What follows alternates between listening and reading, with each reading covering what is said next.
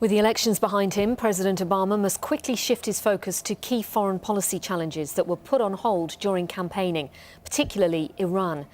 Reza Marashi, the research director of the National Iranian-American Council, can join me now from Washington. Good to talk to you on Sky World News. So what do you think President Obama's policy on Iran is likely to be? Because he does want to check their nuclear ambitions, doesn't he?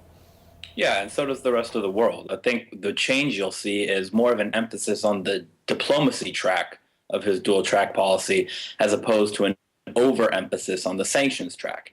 The idea behind sanctions is to create leverage vis-a-vis the Iranian regime. And once you create that leverage, you have to be willing to trade it in return for Iranian concessions at the negotiating table. And I think both sides are going to spend a couple of months now trying to figure out whether or not that's possible.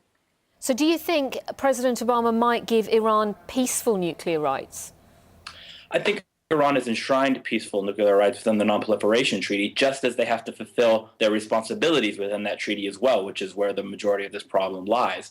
And so when you sit down at the negotiating table, you try to square that circle. You try to square the fact that they're not living up to their responsibilities, but they also are enshrined rights within the treaty.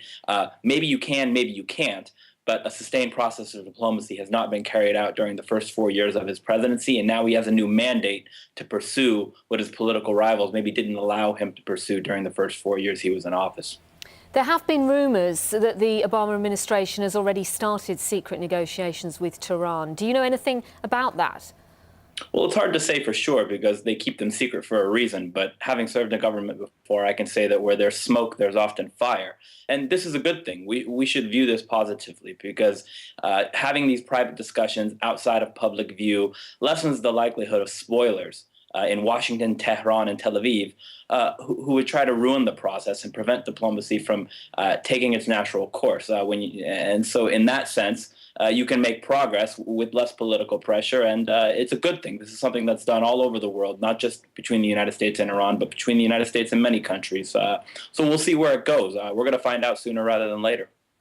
Do you think President Obama will try to improve his relationship with Israeli Prime Minister Netanyahu, who made it very clear that he was a Romney supporter? I would phrase the question differently. I would say, is Prime Minister Netanyahu going to try to improve his relationship with Barack Obama?